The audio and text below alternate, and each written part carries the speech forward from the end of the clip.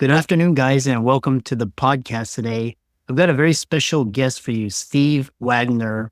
He is a certified financial planner. He's also the CEO of Integrity Wealth Advisors. He's doing amazing work, and he's committed to helping clients achieve financial independence, but most importantly, in a honest manner, as well as a cost-effective, and help clients not achieve financial, but also time, location, and emotional freedom. So I'm really happy to have him on and discuss the amazing work that he's doing. So, Steve, welcome. Thank you for having me, Dr. Lou. It's good to be here.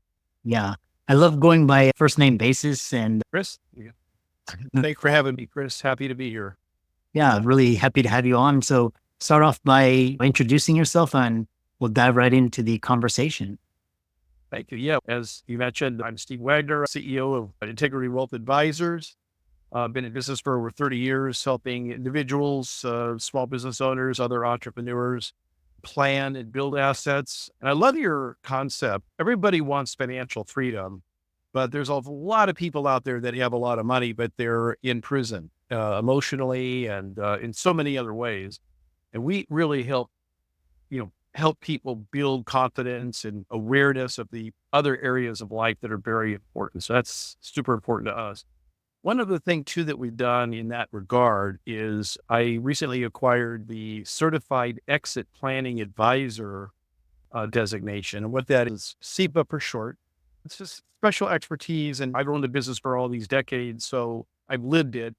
And so we're able to help people that own a business prepare for that next chapter, plan to get that business in a position where it can be sold. In other words, somebody else on the outside who wants to buy this business, but then also beyond that, help them plan for the next chapter. What are they going to do with the rest of their life? That's super important to us. That's our business in a nutshell.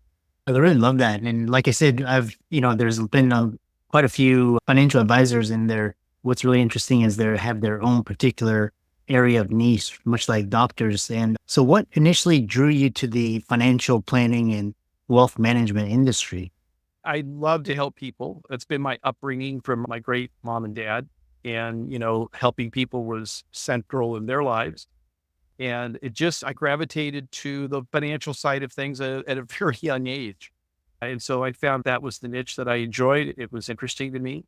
And that's why I pursued it. And I'm glad And a really great mentor said you can use the resources to help others. And what is your core investment philosophy at IWA Investment Wealth Advisors, Integrity Wealth Advisors, and how has it evolved in response to we've got a really dynamic, volatile economic landscape?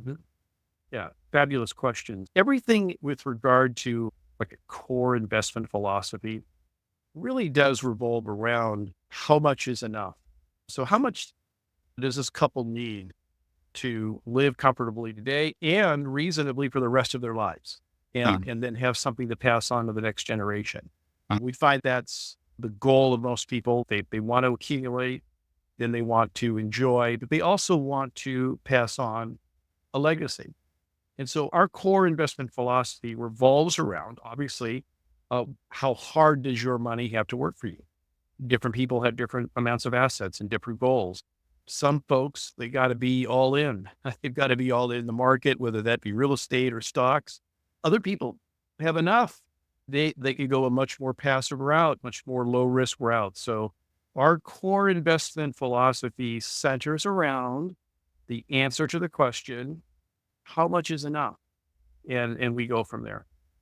Yeah, I really love that because there was a recent book that I read. It was called Die with Zero. And it's essentially because our way of thinking is like you have to have a certain net worth or a certain amount. Of course, you have to have a certain base case, but everybody's spending and needs different. So you place a strong emphasis on fiduciary responsibility. And how do you build trust with new clients? And what do you think sets you apart from other firms and handling client relationships?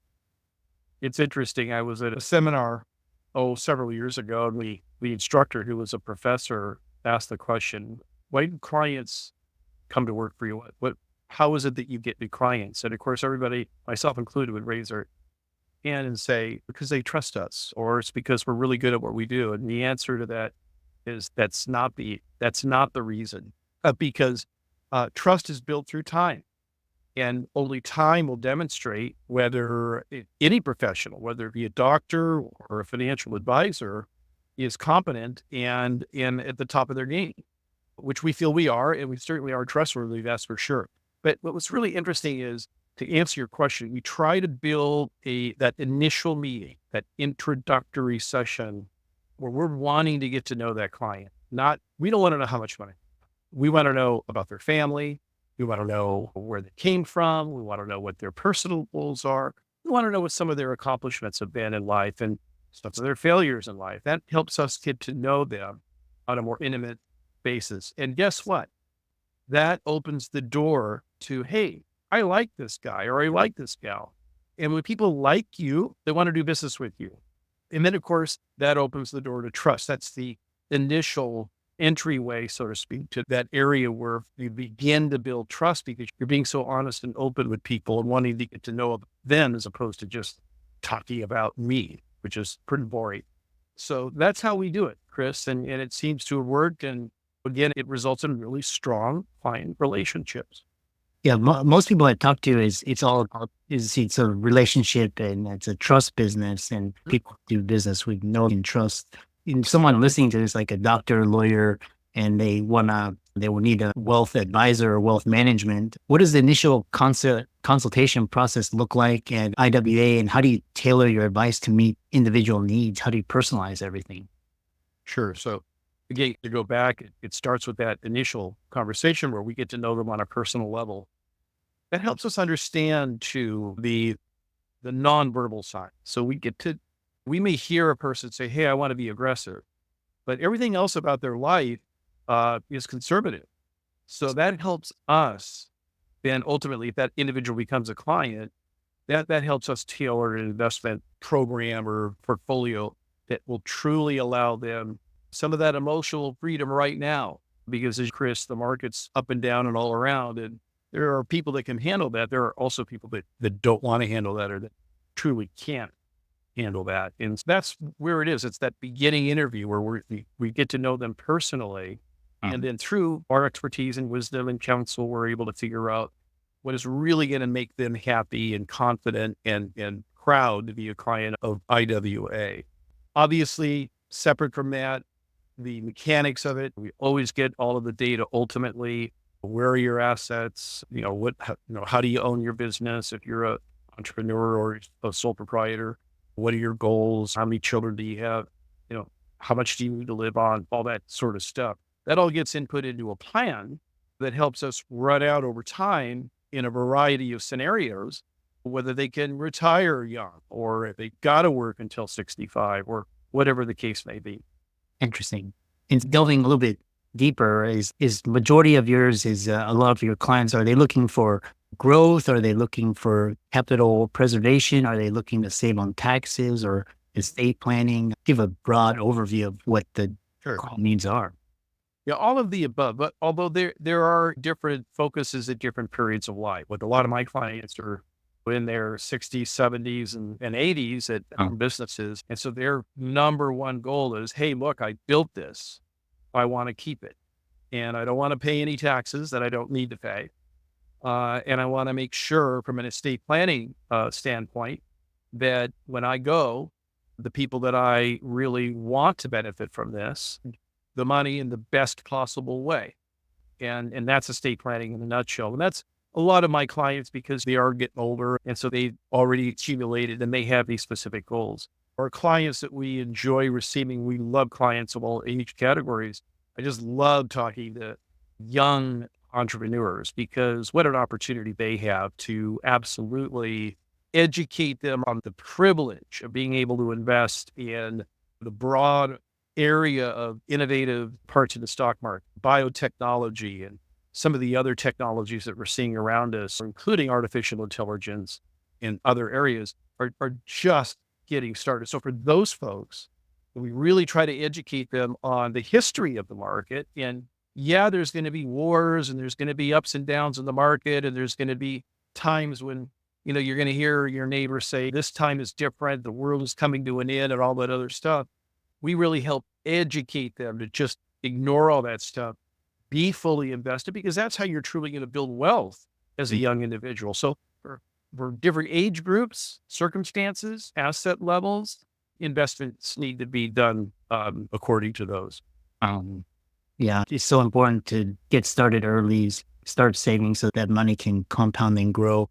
You what was really interesting because you mentioned the older cohort, and you also mentioned the younger, and you mentioned technology. And one question I have for you is because there's what are you getting a lot of questions? I'm just trying to get a pulse. Like I know some of the institutions and like the pensions and endowments, they're getting questions about novel digital assets and with this new ETF. And of course, this is not financial advice, but I'm just trying to get a pulse if you're getting those types of questions. Absolutely. Particularly from the younger folks. You think about people of my generation, I'm in my mid 60s now.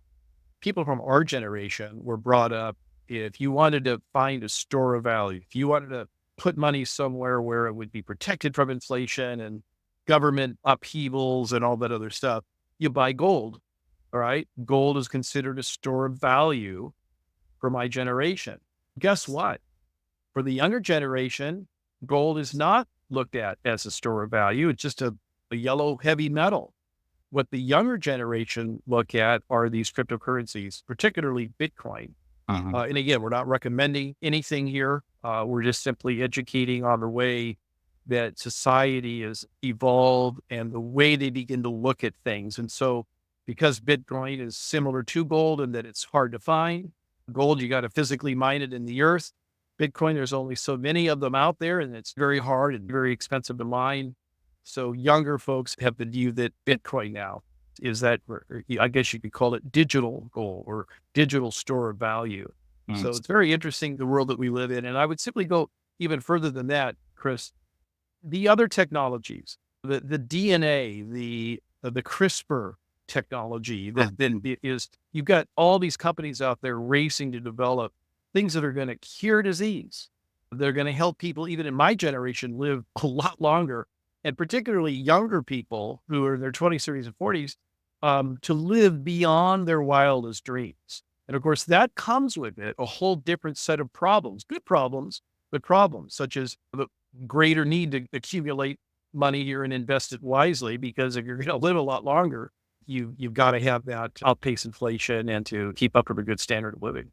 Yeah, it's really interesting. And so when your clients come to you for wealth management, what are some common misconceptions or challenges that you face, and how do you address those? Yeah.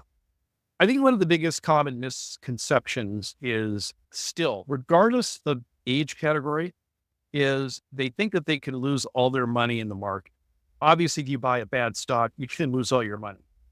Or if you invest in a bad piece of real estate, you lose all your money. But if you invest in a basket of high quality stocks or even mid-sized companies that are, as I said before, engaging in some of these exciting new technologies, yeah, you're going to have a wild ride like you're at Magic Mountain or Disneyland on a fast ride, a roller coaster, so to speak. But you're going to end up making a magnificent compound rate of return over time. I think that's one of the biggest misconceptions, is that somehow this time is different. And that's more psychological. That's behavioral finance more than it is reality. And that's our job as financial advisors, is to walk people through that door and over that shaky bridge in their mind, to get them to the other side where everything is safe, clear, and clean and happy.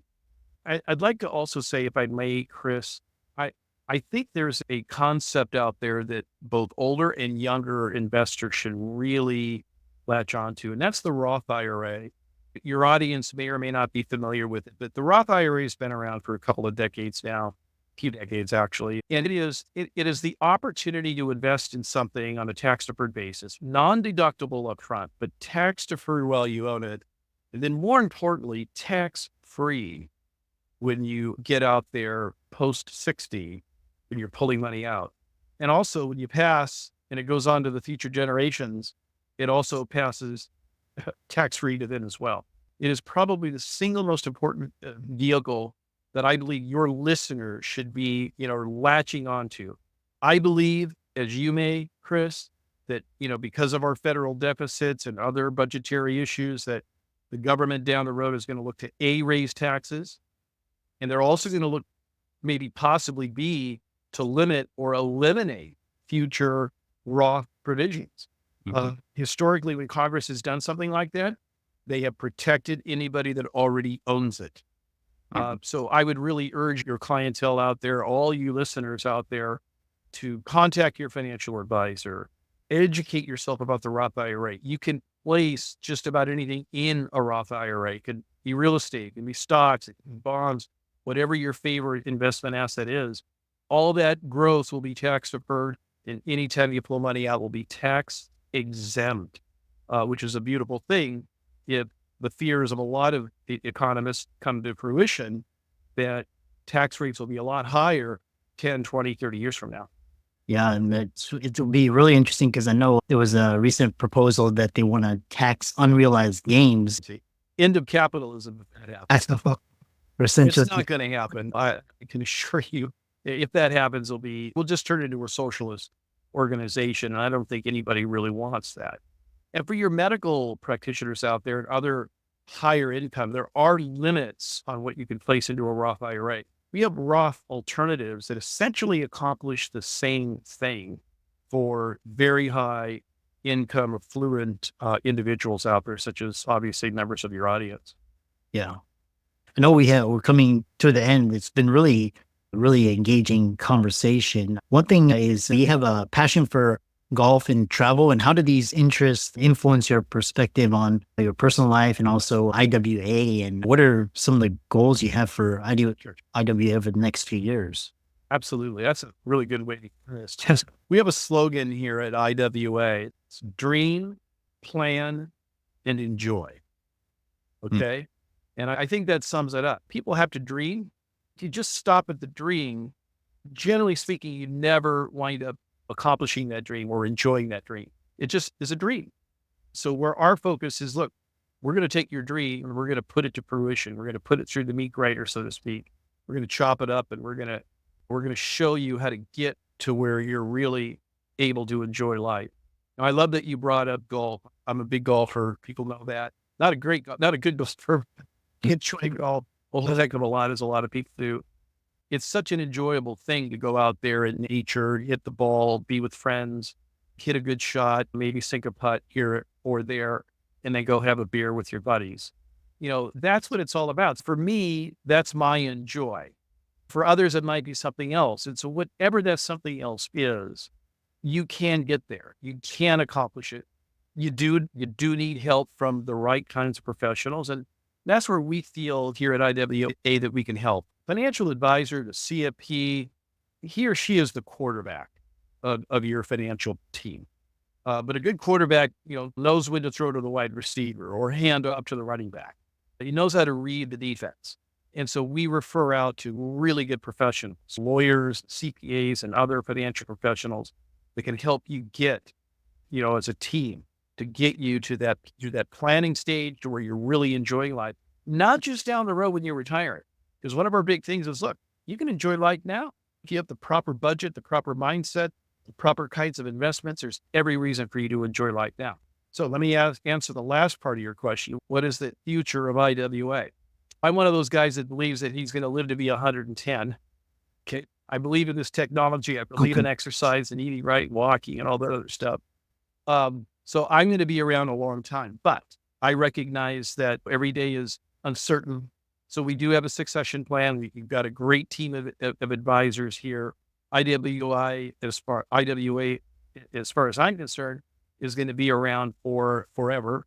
And we're certainly happy to share what we do with your listeners and anybody who's interested in wanting to dream, plan, and then enjoy their accomplishments in their lives. Wonderful conversation. How can people find out more about you, connect with you, and check out IWA and, schedule a call or a consultation? Yeah. So our address is www.iw.com. They can reach me at Steve, STEVE, at iwaplan.com. Our office number here is 805-339-0760. And I'm on LinkedIn and Twitter, so they can look for me there as well. And as I said, we've got a fantastic team. It's not just me. We've got an amazing team of advisors and staff that are able and ready to help your audience and anyone with their goals. So we look forward to doing that. Chris, thank you so much for having me on today. It was enjoyable. Yeah, I really enjoyed talking with you and just sharing good conversation out to the audience. And thanks so much for coming on and keep up the great work. It's our pleasure. Thank you. You as well, my friend.